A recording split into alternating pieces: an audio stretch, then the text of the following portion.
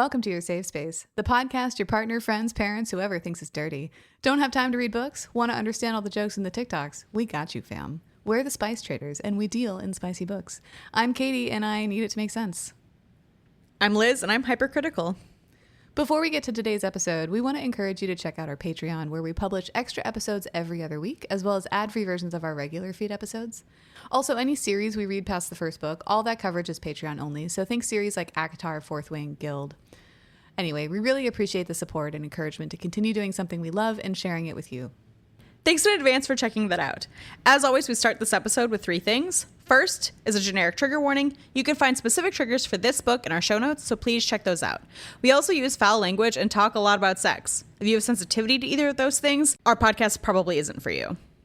Second, our episodes talk about books, the whole book, nothing but the book, so help me goddess. If you don't want something spoiled, don't listen to this episode. And finally, we acknowledge that a good book can hit you at the wrong time.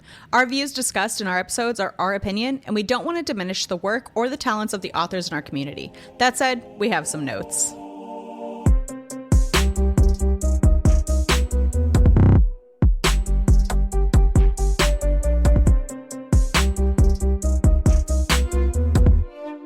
All right, girl, what are we talking about today? Sorry. Just like, First time?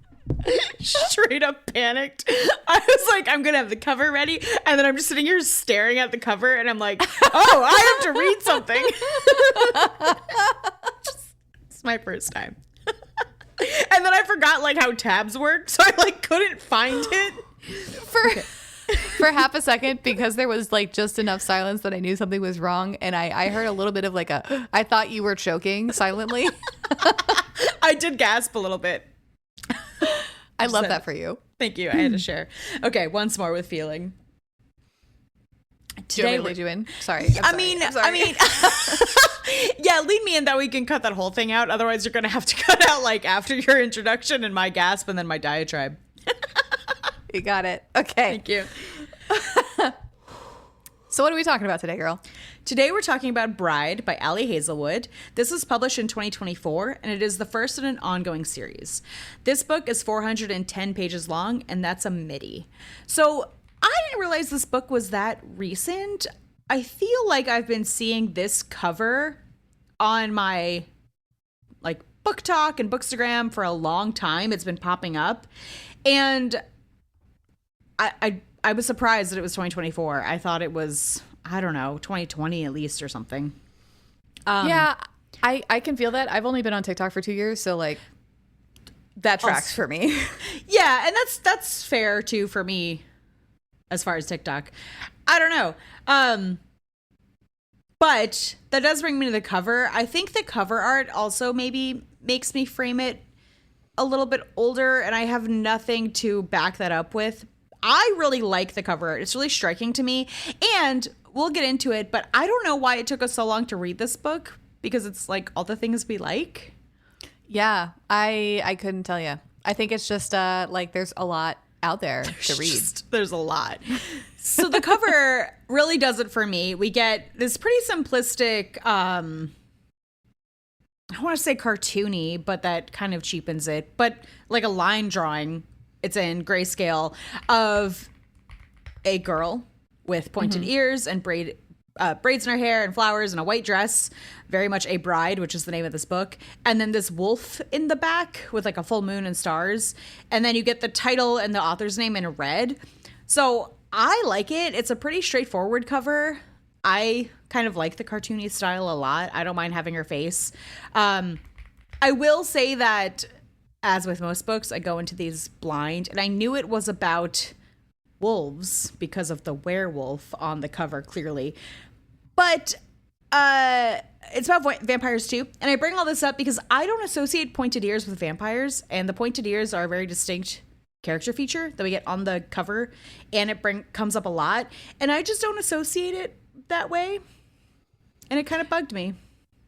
Yeah, but it is interesting in this world because vampires are like a species rather than something you become.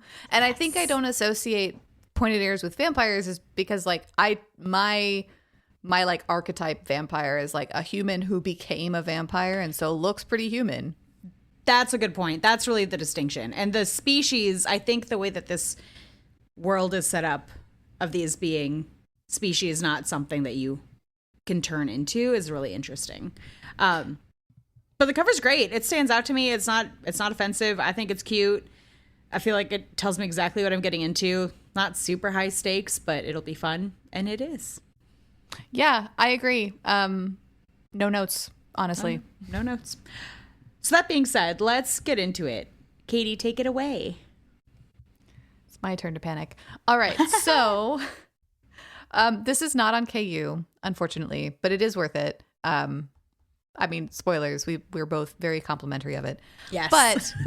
But we also don't get a whole lot of preamble. We just kind of jump right in. So this is a mini. We're going to break it up into 2 parts. So this is going to be part 1, which will cover chapters 1 through 15. And then in 2 weeks, we'll cover the rest of the book as well as our ratings. So just keep that in mind. This book in general is told from the first person point of view from both our female main character and our male main character's perspective. So that's Misery Lark and Lo Moreland. And it's worth noting that Lo's chapters aren't labeled as his. They're just like short interludes on top of the chapters written like generally from his perspective before we drop back into Misery. So it's mostly from Misery's perspective. I also found it interesting in his little interludes. Sometimes I couldn't tell like where they were in the time frame. Like they would kind of introduce the next chapter, but sometimes what he was referring to like happened later in that chapter, where earlier things seemed like they happened before the rest of the chapter or simultaneously, which I thought was really interesting. Yeah, I thought it was interesting. There were a couple of times when it was a little bit jarring. Yeah. I'll say it took some getting used to more than anything. It did, especially the first 2 times. I could assume who was speaking, but I was like, what is this? And yeah, like, could this be like the bad guy? Like, what is happening? Right. For whom is this, her dad? Like, I don't understand. Also, I just realized looking at your notes that they have the same initial, just in reverse, ML and LM. Oh, I didn't even notice that. That's spooky. I know. Well, plot twist, they're the main characters, so I guess that kind of works out. Yeah, adorable. So we open with a brief 2-line prologue from Lo's perspective, which says, quote, "This marriage, it's going to be a problem. She is going to be a problem." Rude. So rude. And then we immediately flip to Misery, who's walking down the aisle at her own wedding to a man that she's never met in her life. Super cool. I don't think we've read a whole lot of like the arranged marriage trope, but I find that I like it. I do too, and I want to read more. Yeah, I do too, especially when it's like arranged marriage. They're supposed to be enemies, but he falls first and falls hard. Yes. And they're never actually enemies, and I also really enjoyed that. Yeah, me too. So before we get into the wedding itself, we get into some world building. So the world of this book is set in our version of modern day-ish, specifically in the American Southwest, where 3 species coexist in a tense peace. So we mentioned vampires when we were talking about the pointed ears on the cover. I'll say again that a human can't become a vampire. It's not like that's how they're made or whatever. Vampires are a species and they're having a birth rate problem. We also have werewolves who don't have a birth rate problem and humans who also don't have a birth rate problem. Werewolves and vampires have different territories that don't overlap and they don't go into each other's territory. And then the humans act as kind of like a neutral ground, but like the activity of vampires and werewolves within human territory is regulated. So vampires and werewolves have been in conflict for centuries, and the last time they tried to broker peace with a marriage, it ended in what they call the Aster, which is a massacre named for a flower because the vampire's blood is purple and the were's blood is green. And so it mixed together and it made something akin to an aster flower. Cool. Okay. Cool. I consistently blocked out that the werewolves had green blood, and I like it as a detail. I think it's interesting, but like when the werewolves blush, they turn green instead of pink, And that kind of threw me off every time, so I just couldn't picture it. Yeah, it gave me like sallow, sickly vibes, and I was like, it's not really my thing. Yeah, that's really the vibe I got too. And it just seems so weird to me. So we'll get into, the feeding, which I know we both like. But the fact that it was green is just not like the sexy blood image that I usually have. And I know that sounds creepy, but like, you know what it made me think of? Back in the 90s, they had that like purple and green colored ketchup that was disgusting. That's what I pictured. And I hated having that in my head. I could not agree with you more. It gave me big like Chuck E. Cheese like 90s vibes, and I was like, I'm out on that. Actually, I just didn't need it. I didn't need it. It's so funny that we both thought of the same thing. So Misery is a vampire, and she's the daughter of the most powerful vampire councilman in the Southwest. As a child, she served as something called the vampire collateral. So basically a politically mandated hostage sent to live among the humans for 10 years. And this was supposed to act as a deterrent against war. But what this meant was that she grew up away from her people and her family with a human girl named Serena, who became kind of the sister from another Mr. Child, best friends kind of thing. And to this day, that's really Serena's the only person that Misery really truly loves. Or cares at all about. Or cares at all about, really, for good reason. I mean, her family is terrible, and the humans also are the worst. So, like, I get it, girl. I love, it's very subtle, but the undercurrent of, yes, we have quote unquote monsters of vampires and werewolves, but humans are the worst, and they all collectively agree on that. Yes, exactly. I like that too. So after Misery's term ended as collateral, she really didn't fit into vampire society anymore. And so she chose to go back and live in the human territory. She filed her fangs down on a regular basis, which is horrifying. Mm-hmm. She wore colored contacts, and then she got just like a regular job doing like pedestrian, like tech work kind of stuff. I say pedestrian, but she's like kind of a tech hacker, which I liked as a character. Characteristic. It was a really cool thing, a trait to have, because usually we just kind of get the bookworms, but I like getting the sciencey side. I do also have to call out, because we're recording this, and I don't know our schedule off the top of my head. This will be released near the Unrequited, and this is the first book where we have a female main character with purple eyes for a fucking reason, because it's a vampire thing, and it was not a kiss of death for the plot. Yeah, I agree. I honestly, like, I was so triggered by purple eyes in the Unrequited, and in this one I was just like, oh, that makes sense. They have purple blood, they have purple eyes, like that's how you tell it's a vampire. That and the pointy ears, and you're all good. Exactly, the fangs, and perfect. Cool. Sold. Love that. Yeah, I think so. We have a footnote to purple eyes are the kiss of death, unless it's for a good reason. Yes, because sometimes it's okay. Like there was that reason in the fourth wing book where they had like the purple eyes because of like the flower or whatever, that there's some food that they ate that like affected them. Cool. Sold. Done. Yeah. Got it. Absolutely. It still makes me question why Violet has purple eyes then too, but does she? I thought so.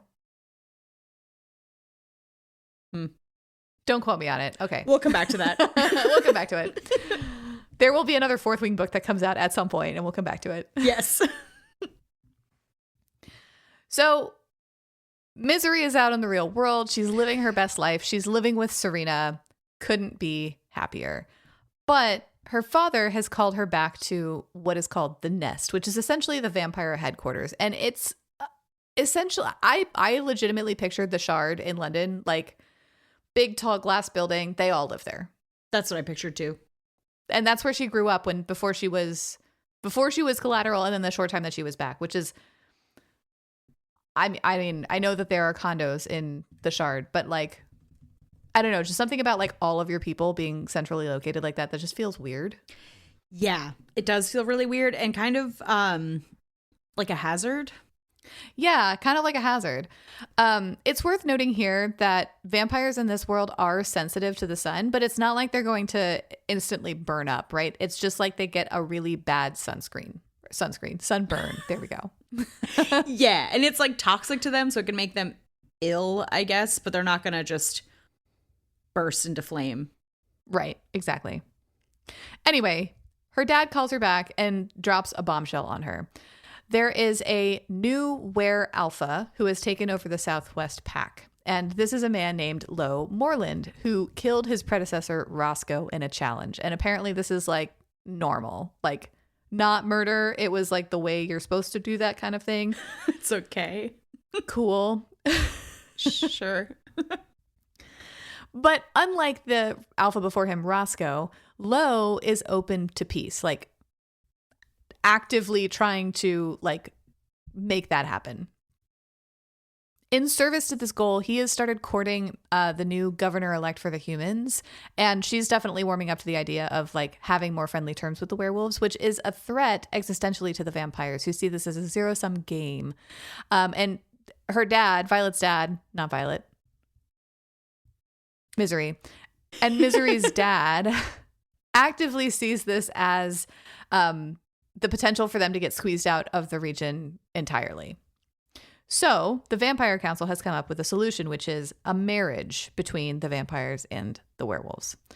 They need a vampire woman who goes to live with the weres and act as were collateral and send the message that coexistence is possible.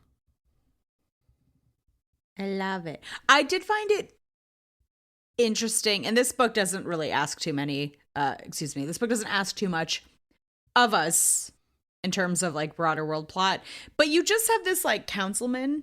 I couldn't wrap my head around how far the reach was. So like, is Misery's dad councilman just for like Southwest states, or is he like, if they have an alliance in the Southwest, what about the vampires and the werewolves in the rest of the United States? Does it matter? Are these the only guys like having a problem with each other?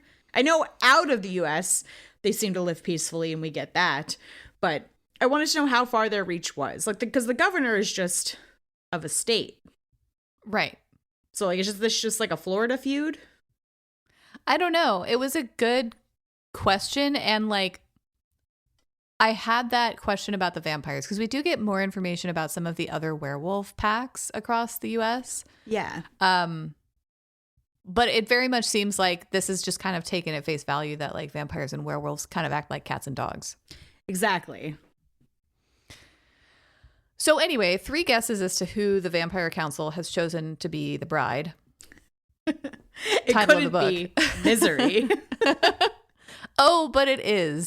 And Misery's first answer is a hard no.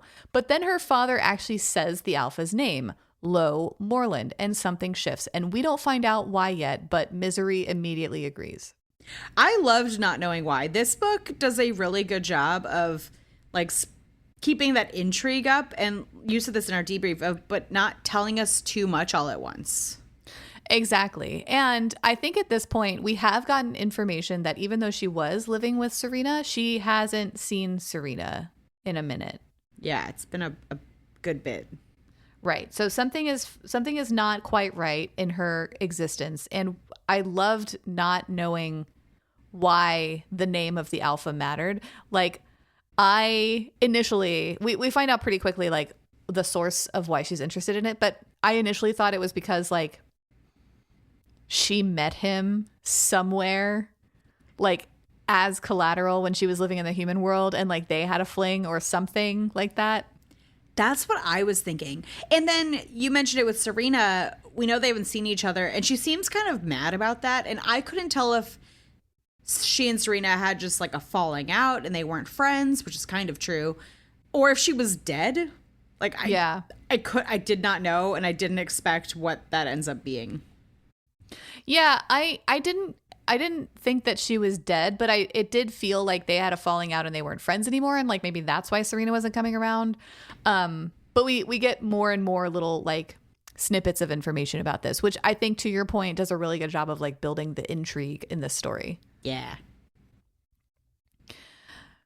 So anyway, that's how we arrive at this wedding, which is a production of barely contained chaos. Like, there are 3 species, 0 good faith. There's a human security detail, like, muttering bad code into their sleeves and like their earpieces. And everybody's like ready to be at 100. Misery's twin brother, Owen, walks her down the aisle and spends the whole time cheerfully suggesting that the wearers will probably eat her corpse as the first chance that they get. Cool. I don't understand her brother and hers relationship at all. Yeah, I mean, he seems very much like... he struck me as like a theater gay, but who's also emotionally stunted and so doesn't know how to show affection appropriately. Yeah, I can see that. So when she interacts with their father, he is icy as always, but Misery is determined to be unflappable. She's survived 7 assassination attempts at least and a decade as a political hostage, so she's not going to fall apart on this wedding day. You can't rattle her. Challenge accepted, I guess. Yeah, she doesn't care.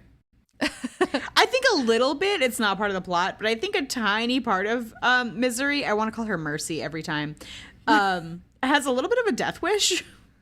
Yeah, I think so too. Or a little bit of like, I don't know if it's a death wish, but like there's got to be more than this. Yeah. So then she sees Lo at the altar. And he has these like startlingly pale green eyes that are almost white. And that has to do with, like we mentioned, their blood being green. And when he gets a good look at Misery, his pupils do something like animal and he just stares at her. And Misery takes this to mean that he's like mad, right? Like this is not a good sign. Yeah. And he does it so much and so intensely that she's a little bit afraid that this is going to like boil over the room and the tension is going to snap and it's going to have a second Aster in like 0 time. So 0 to Aster in 3.5 seconds. Right. So Misery steps up and tells him quietly that if he doesn't want to cause another massacre, he's got to get his shit together. And in response, he like grabs her arm and she loses her footing. And then suddenly she's like in his embrace and like, oh, she can't tell if this is like a sexy thing, but she definitely feels like prey. She's like, okay, this is an interesting way to say hello. I immediately thought of it as a sexy thing. Oh, I did too. And Misery's absolutely torn. She's like, I don't know why I kind of like this, but this is also a bad thing. Like everybody's going to take this the wrong way. Yeah, I don't feel in danger, but no one else knows that. Yeah. But rather than say something like menacing or like, I'm going to kill you or you better stay in line or whatever, instead, Lo asks her, quote, how the fuck do you smell like this? I immediately knew what that meant. I didn't. Okay, it hasn't been confirmed, but like she's his mate. I mean, obviously, but like I didn't understand because so what we haven't talked about is that like somebody smeared like green paint on her, which like I thought was pheromones. And so I, at this point, was like, it's that. It's That's the pheromones fair. Thing. That's a good point. I could see that. But it's not. It's not that. It's gentle not that. reader. Dear reader. So Misery gets this under control. She's like, I don't know what you're talking about. And less than 10 minutes later, bada bing, bada boom, they're exchanging vows and they're married. Yay. It is just like that. They don't even kiss at the wedding. It's very strange. Right. Everybody's like, okay, this is legally binding. Can we party now or no? Or no. I definitely got big red wedding vibes. And I was like convinced that somebody was still going to die in the after party. Oh, yes. Me too. Yeah. So after the ceremony at the ostensibly like after party, Misery ends up on a balcony with the old governor, a man named Davenport, and he's drunk and pretty chatty. And he lets slip that the were collateral Lo sent over is his mate. And Misery doesn't know what that word really means yet, but she knows that it must mean something significant because she's significant to the vampires. The mate must be significant to Lo. And she finds herself like unexpectedly bothered by the thought that Lo might be furious about having to marry her while his partner is held hostage with the other vampires. Okay, girl. Cool. Just the sheer amount of assumption she makes. I'm like, what are you doing? leaping off of a bridge. But I also I liked this little bit of intrigue of like the mate thing. I did too. So after the marriage, Misery arrives at Lo's home, which is built on a lake surrounded by trees. And it's kind of described as having like this biomorphic architecture that turns out to be something that Lo himself designed as a gift to his mother because he's an architect. Which was also fun. I like that she's a hacker and he's an architect. These are just things we don't see often in these books. Yeah. I like, too, that the reason that she knows that is because she tried to like find all of the readily available information about him on the internet, and there wasn't a lot. Like she makes the comment that like whoever's hiding information about Lo is really good, almost better than she is. And the only thing that she can find on him is this thing that he went to architecture school like in Europe somewhere. That's it. That's literally it. So she spends her first day sleeping in the closet because vampires are essentially useless during the daylight. But we had a big conversation about the closet in our debrief. It's weird. I just don't understand why she sleeps in the closet. And the light, fine, but there's such thing as blackout curtains. I don't know how big this closet is, and that bothers me. Yeah. Because we're both picturing like a hotel closet, like not very big at all. Yeah. But then later we get this brief kind of one-liner that seems to imply that the closet is much bigger than that. Which would also make sense in the context of the house because it's a big ass house. Big ass houses tend to have big ass like bedroom closets. Yeah. But the other thing is like she's sleeping in the closet here, but she sleeps in the closet like that's her thing, right? And like I don't remember where it is, but we do get information that like other vampires have essentially like a coffin like flipped over so that like the flat lid is their bed, and then like the shell of the coffin can like be moved up and down so they can sleep in complete darkness. So I don't know what her deal is. I don't know, and we never find out, I don't think, and it just bugs me. Yeah, and I'll say this now because it'll come up in part 2. They live in a skyscraper, right? Like all of the rest of the vampires. There is a film that they can put on the windows that like prevents the sunlight from like getting in enough, and they can still use windows. So like that is also a technology that exists. Why she doesn't use that, I don't know. I wish I could tell you. I really wish I knew. So anyway, she wakes up to a small werechild standing over her and asking her whether vampires used to be dead. Cool. Nice to meet you too. This child's name is Anna, and we find out that she's Lo's little sister. And she immediately is one of my favorite characters because she's like, I think I'm a little bit prejudiced because I have a small daughter myself, but she's just like very precocious and adorable. She's really cute. I love her, and I'm so glad that she is such a major part of this story. Yeah. I also like, so she's 7 and she's got like teeth missing. So she's got like a gap tooth right now. And she calls Misery Myersy. Their interactions are so cute because Misery is clearly smitten with her, but also doesn't really understand children, nor does she understand why she would even like any child. Yep. And yet she does. And like she'll mutter under her breath, like, my name isn't that hard to say. Like, it's really not that hard to say. Like, you gotta say my name right. You gotta say my name right. She's like, Myersy.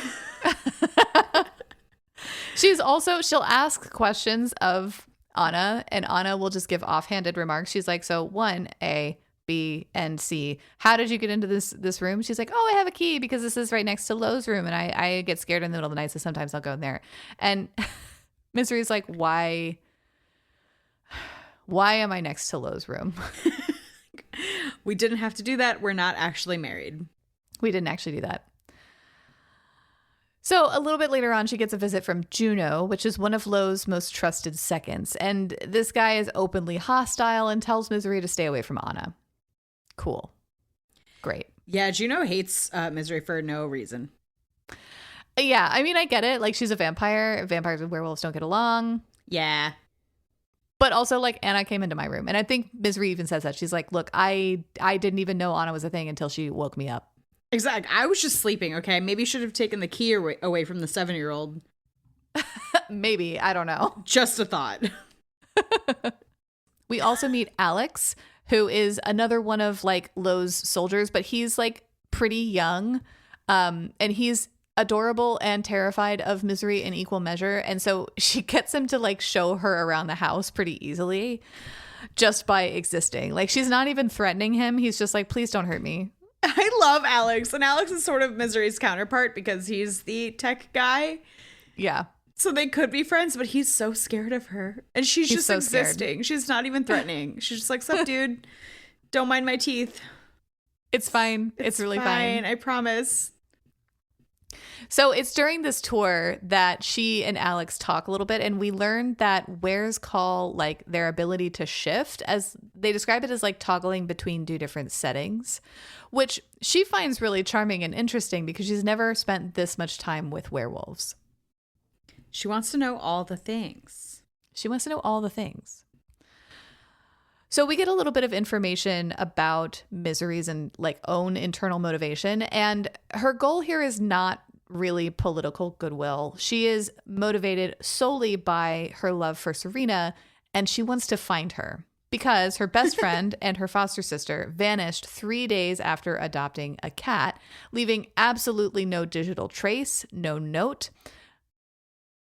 And the only thing that Misery found was a slip of paper with a 3-word childhood cipher in it. The cipher was invented, so she knows that it was only meant for either her or Serena. And we don't find out what those words said yet, but the implication is that they led Misery straight to Lowe's name. Oh, I love this reveal too. I do too. I also love that they had their own little like coded cipher language. I know. I really like the flashbacks of their friendship growing up together. Yeah. I also really like that she's stuck with this cat that she does not like or want. And the cat hates her. Also, okay, the cat has a name. I don't think we ever know it because she just calls the cat Serena's fucking cat. Yep. Well, Serena hadn't named it before because she only got it for 3 days. That was But it. then at some point, I don't remember if I have it in my notes or not, but at some point, like Anna adopts this cat and names it Sparkles.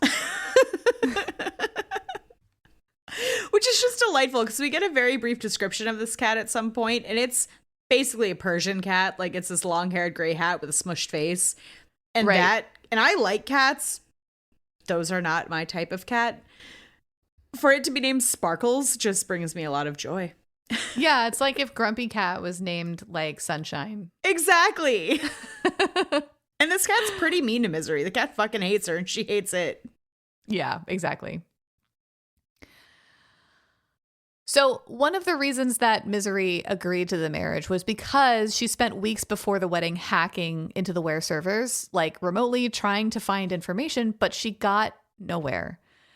And so not only did she, again, really admire whoever was protecting their servers, we'll find out that this turns out to be Alex later, but she's also using this marriage as kind of a Trojan horse situation, herself being, I guess, the soldier inside of the horse, which is marriage. That's a good analogy. I like that. Sure, thanks. You're being very generous. I think that worked. I thought you were going to say using herself to soldier within the horse, which is also herself. So you did better than that because I was like, yes. That would have been weird. I know. That's why I was impressed. So anyway, in the first week, she is not allowed like unsupervised access to basically anything because there's a guard that just sits outside of her room at all times. During one of these days where she's like watched constantly, one of the wares that's watching her is a dude named Max, and he ends up cornering her in the hallway and makes increasingly unhinged accusations before he goes to physically attack her. But of course, Misery defends herself because she's a badass. Yeah, and ends up pinning him to the wall and showing him her fangs, and he like crumbles immediately. What a little bitch baby. Little bitch. Unfortunately, Lo and a couple of others saw just that last part, which is not a great look. Oops. Oopsie. Were you going to say something else? Oh, I was going to say, we find this out later, but in this whole interaction, I didn't realize, neither does Misery, that Max is a fucking child. I was picturing this like 40-year-old grumpy man, and he's like 15.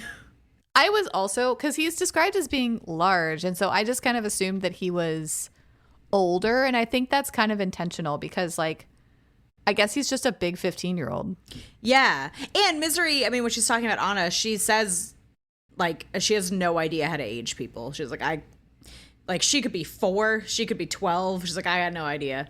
So I think that also might be happening here. Like, he's 15, but all the werewolves are really big, so why would she expect him to be a child? Right, exactly. And she hasn't been around werewolves before, so, like, yeah, I think that was a good little bait and switch. But I didn't quite understand the motivation for making Max be quite so young. I don't know why he needs to be young either. And it kind of made me sad for him. I know, yeah. So it's Misery who looks like the aggressor here. And it's clear that Max is trying to use that to his advantage. She gets hauled into Lo's office and questioned while Juno, remember them, insists that Misery is clearly a liar and she's here to cause them harm, rake up trouble, whatever it is. Whatever she can get to stick. She hates her. A couple of nights later, Anna climbs through Misery's window, and Misery's asking, like, why didn't you just use the key that you have to my room? Like, that's really weird. And we learned that Juno has confiscated Anna's spare key. And so Anna still wants to go see Misery, and so she just does the feral and, like, manic pixie dream girl 7-year-old thing to do, which is go up to the roof and then climb back down into the window. Which is great. Cool. Great. And so Anna wants to cuddle. Anna wants to play games. And so Misery, against her better judgment, starts making, like, little JavaScript games for Anna, which is really super cute. It's so cute.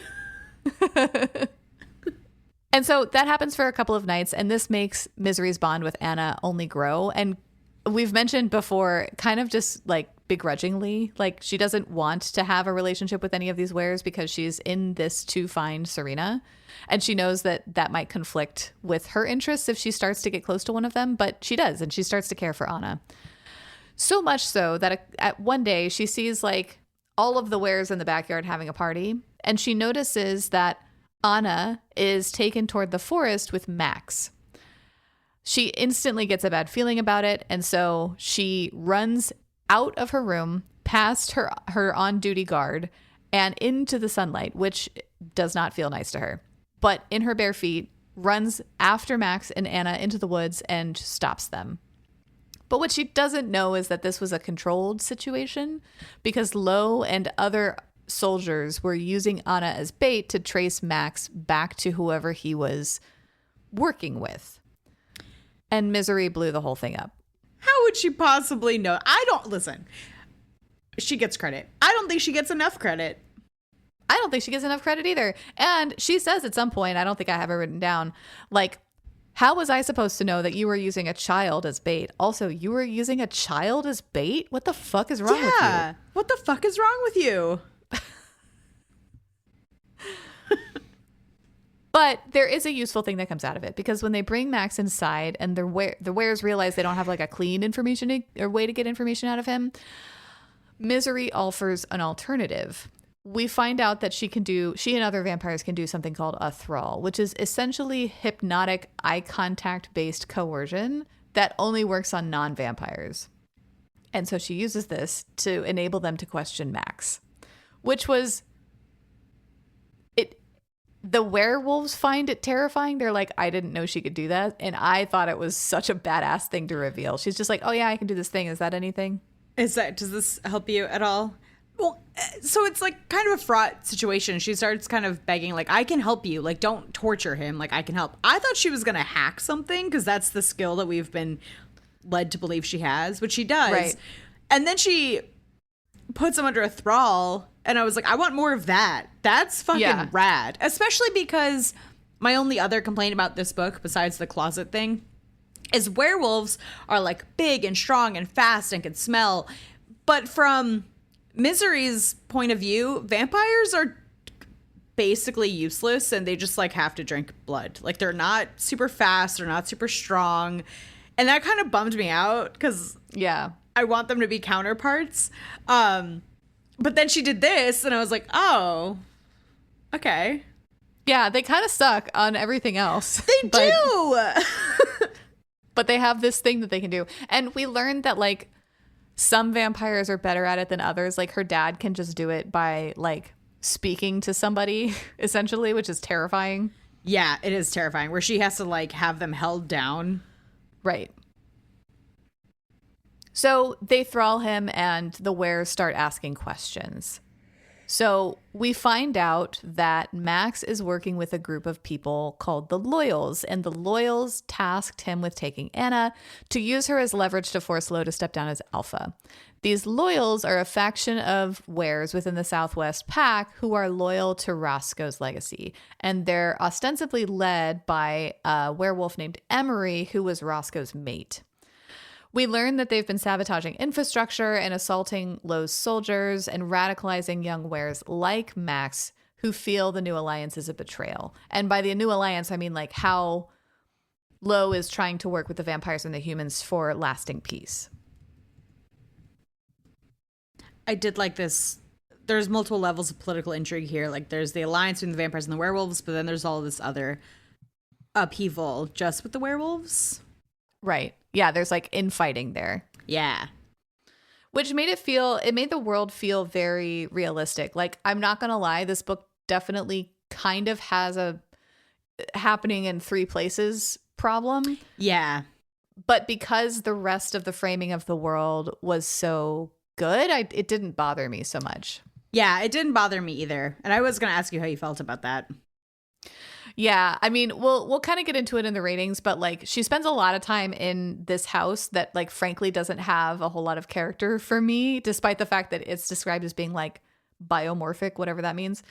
I don't know what that means. I was gonna look that up actually. Bio. Ew. Ew. Oh, now I have to look it up. Oh, I hate it. Oh, I wish I didn't look this up. Not for these purposes. Oh. Okay. So, all right. So for those listening, I mean, Google it yourself, but like the Sydney Opera House, for example, is biomorphic. And so it's just very organic. Yeah. I guess, but that sounds prettier than what I'm seeing. It's not for me. And it's not what I pictured. It's very varied. Like the Sagrada in Barcelona is also considered biomorphic. I did get something that is a little bit more approachable from a house perspective if you type in house after architecture. So like Falling Waters, I think that's what it's called. The Frank Lloyd Wright is technically biomorphic adjacent. Oh, okay. So like I could see that, but like that doesn't Waters. really come through. No. Because these almost look like Alien. Yes. I don't like the bulbous like openings. I don't like that. Yeah, or the ones that kind of look like fungus. Mm-hmm. Yeah, the fungus among us. Weird. All right. Anyway, so it kind of has that problem. And then like most of the places that she spends time in, like building wise, she's in her room. Which is just always kind of a low level indicator that like it happens in a gray box.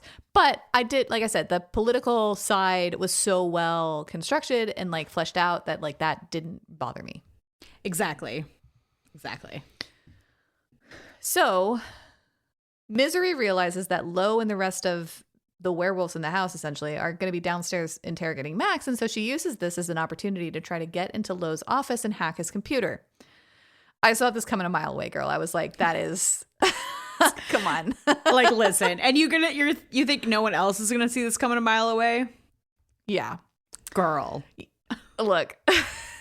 So, of course, Lo has her followed, right? Like he knows that she's gonna try something and so follows her into the office and she's backed into a corner. So she ends up confessing the whole thing, or at least part of the thing. She tells him that Serena, her best friend, her bosom buddy, has disappeared. And she tells him about the name in the planner, which turns out to be L.E. Moreland. And that is the entire reason that she agreed to this marriage, to find Serena. She assumed Lo was L.E. Moreland. Correct. Who cares about middle names?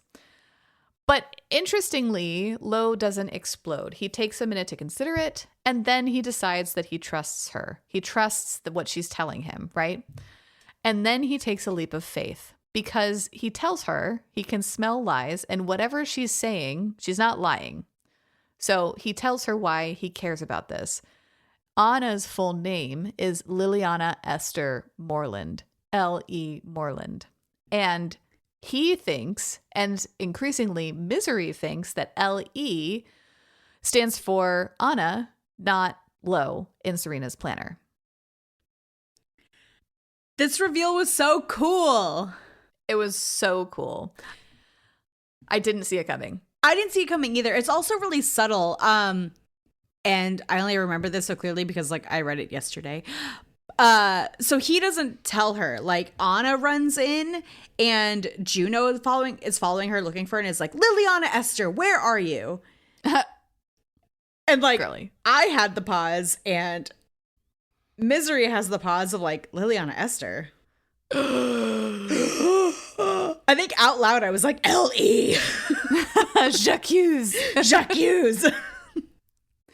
Yeah, and so Lo takes this opportunity to explain Anna's situation because it's a little bit more complex than it appears.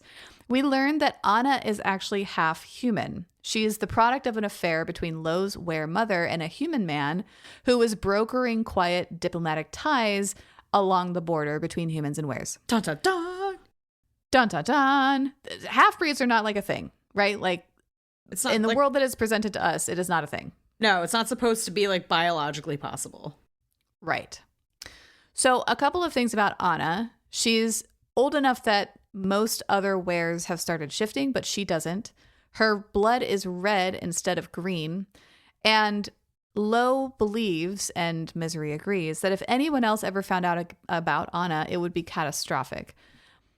Specifically because it shows that werewolves and humans can coexist and create viable offspring together in ways that potentially vampires and other species cannot. And so specifically for vampires, that's a bad thing. For wares, it would be an excuse for humans and werewolves to have closer ties. Which, that makes sense. But it also made me wonder, like, okay, you didn't think this was possible, but I mean, I don't want to get into like a breeding thing, but who's to say it's not possible for vampires? Have they tried? That was my question too. I was like, I mean, it feels like you have a good opportunity to try right here. I'm just saying. I'm just saying.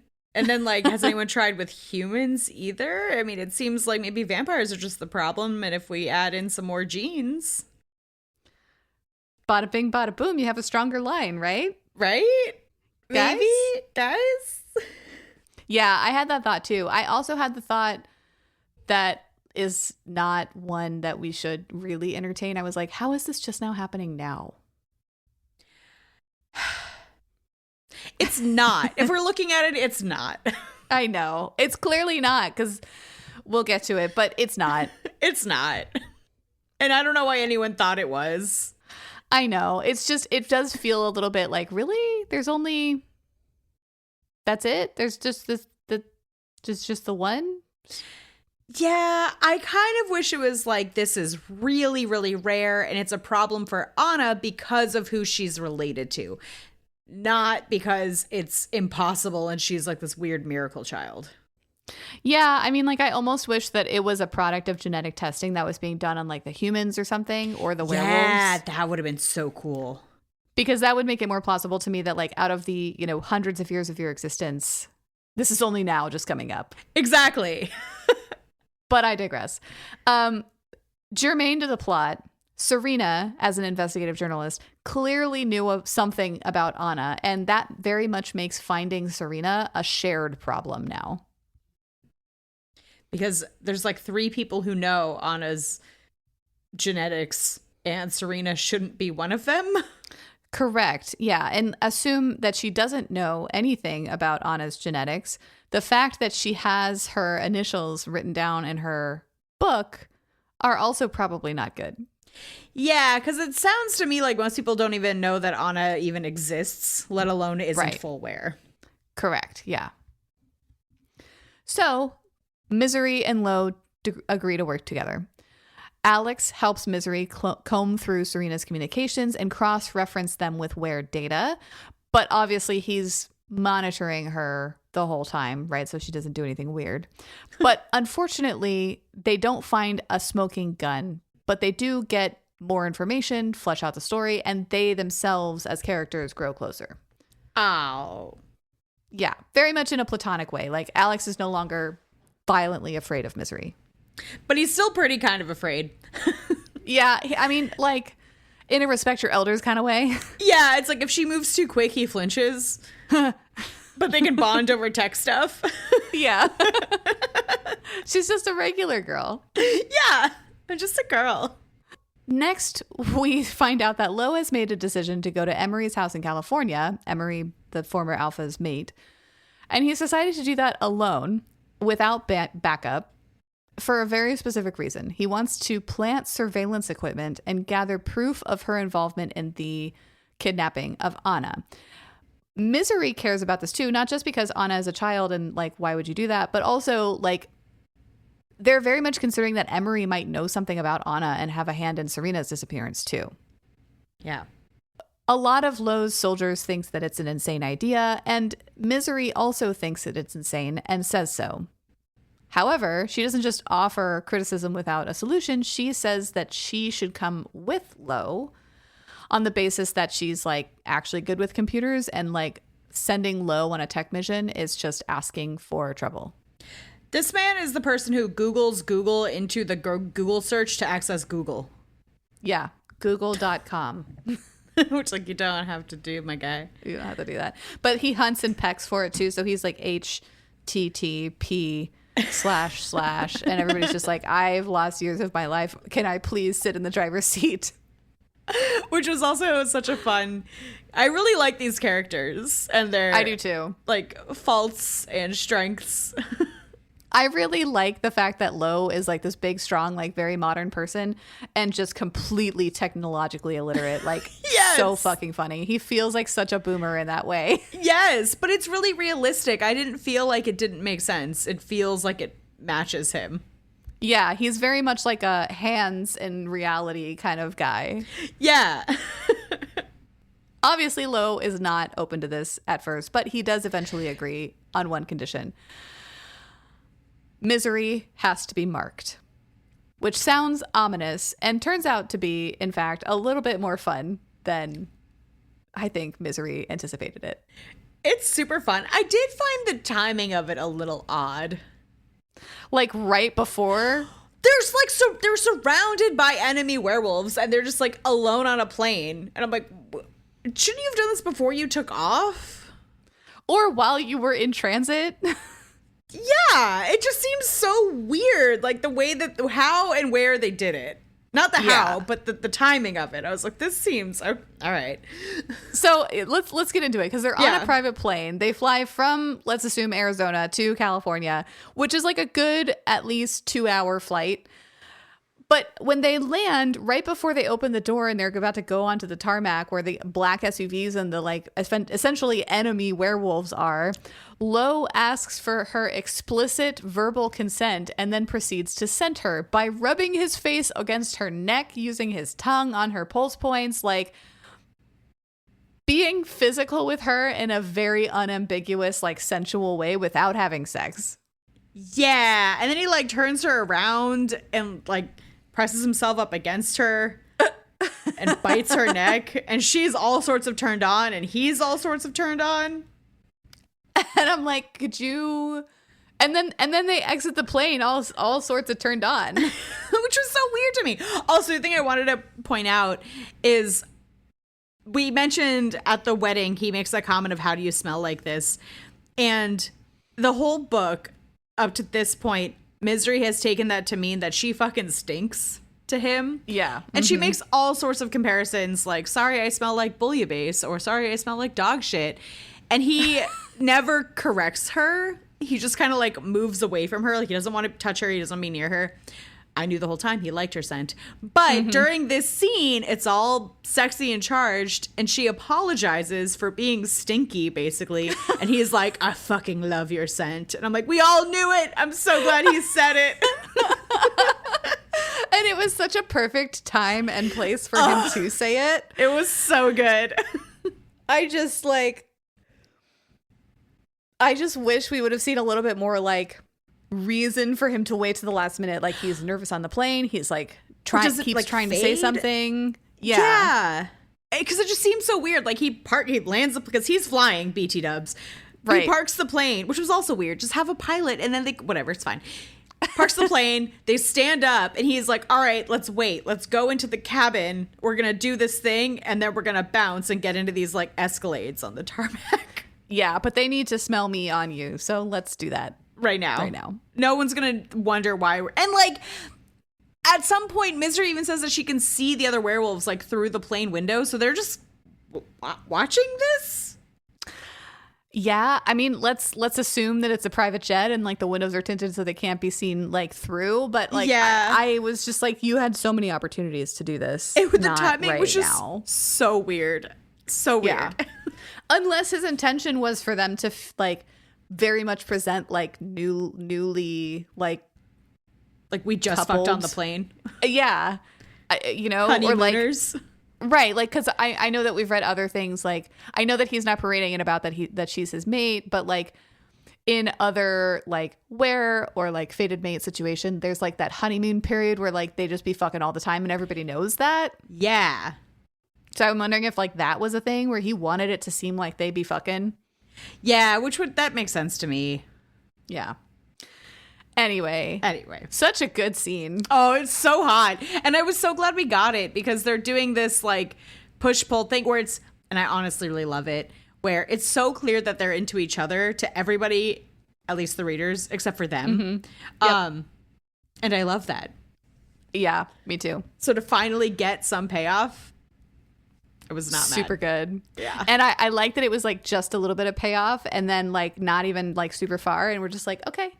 But we know the story. We know it's coming. Let's go. Right.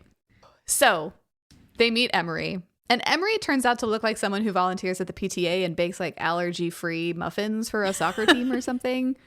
Which, unexpected. For Misery, is unexpected, but also far more unsettling than if she'd shown up looking like a supervillain. She's like, oh, I hate this. Yeah, because how do you reconcile that? I would have a hard time. Right. So dinner is tense and full of subtext, and a lot of it Misery doesn't fully understand. There is a guy, the alpha of another pack, I think it's the Pacific Northwest pack, that's with them, and I guess his presence is to kind of act as like a intermediary because he's really close with Lo, and then he's like related somehow actually to Emery. Yeah, like Emery's nephew or something. It doesn't matter. Right. But some relation. So at some point, Misery excuses herself from dinner because she needs to go feed because she doesn't really eat human food. So she's just been kind of pushing around stuff on her plate. So awkward. And I love this scene because Lo's like, oh, darling, I'll go with you. And so they go out of the room themselves. And everybody's kind of giving each other looks like, yeah, feed. That's what they're calling it these days. Uh-huh. Sure. And so they go into Emery's office and they like have this little like Go stick that they plug into her computer and it's like doing the thing. And it's the classic scene of like it's uploading and like halfway through they hear a guard coming down and they have to create a distraction so it can finish loading, but they don't want the guard to see the thing. And the distraction that they end up doing is Lo tells Misery to bite him. Which I didn't expect this to happen so soon, and it was awesome.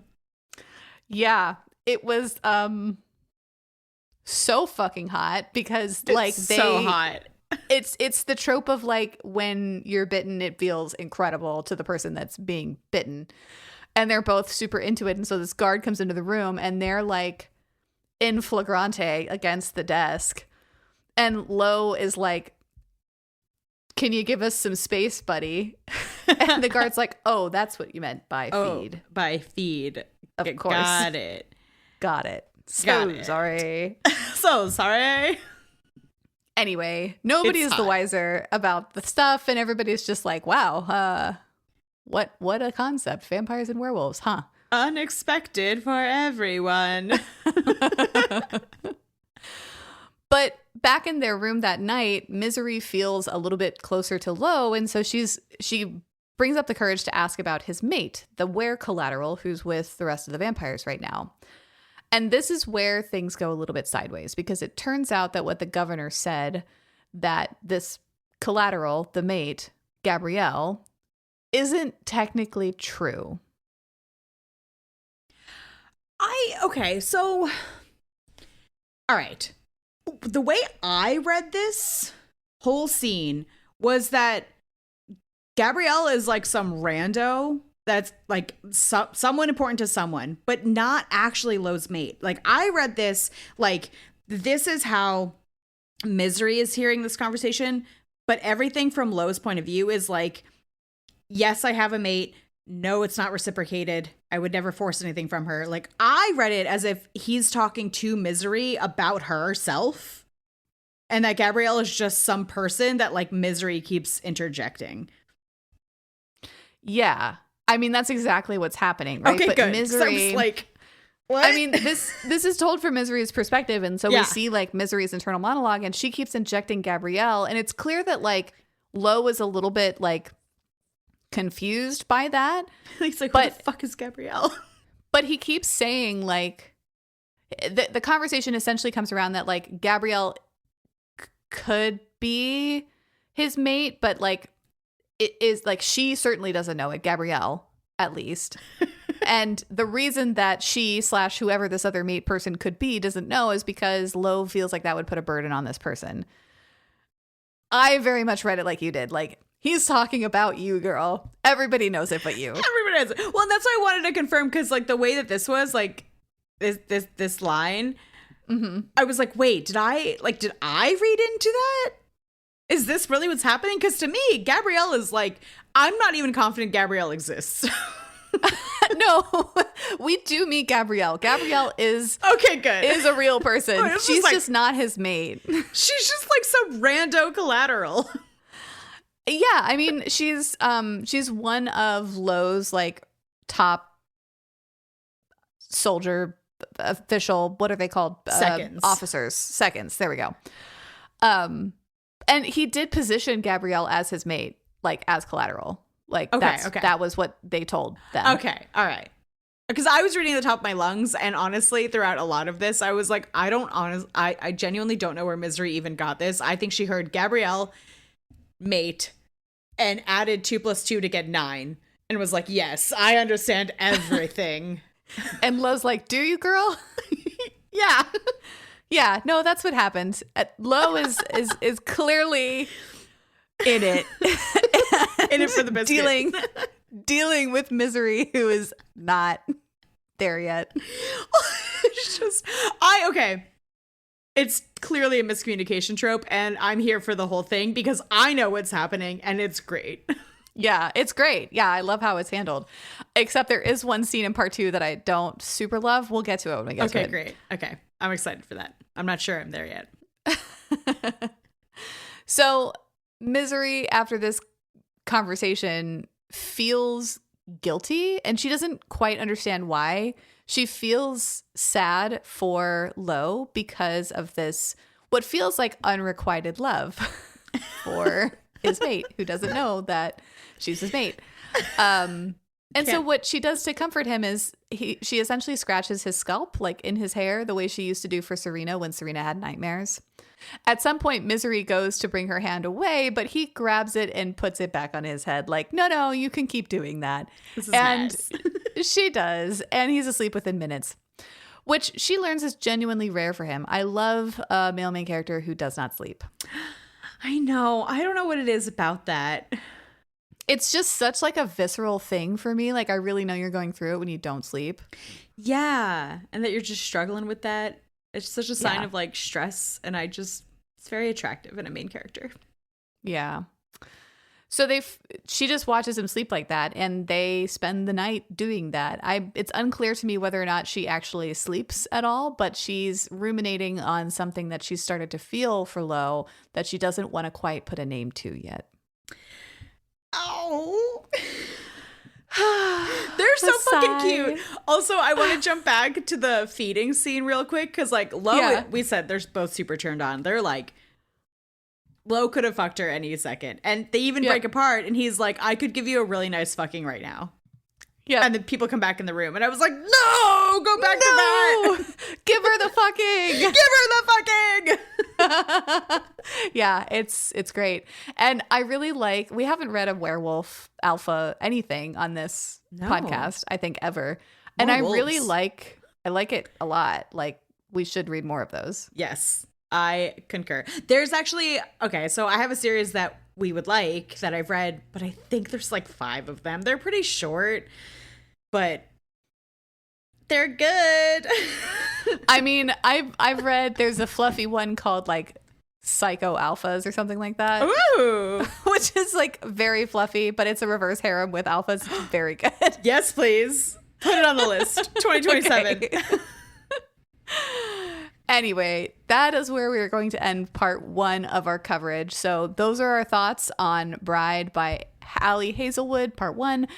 Thank you as always for joining us on this journey. Let us know what you thought on the socials. You could find us on TikTok, YouTube, and Goodreads at Spice Traders Pod. And if you like our podcast and want more, consider joining our Patreon, where we release Patreon exclusive episodes on our off weeks.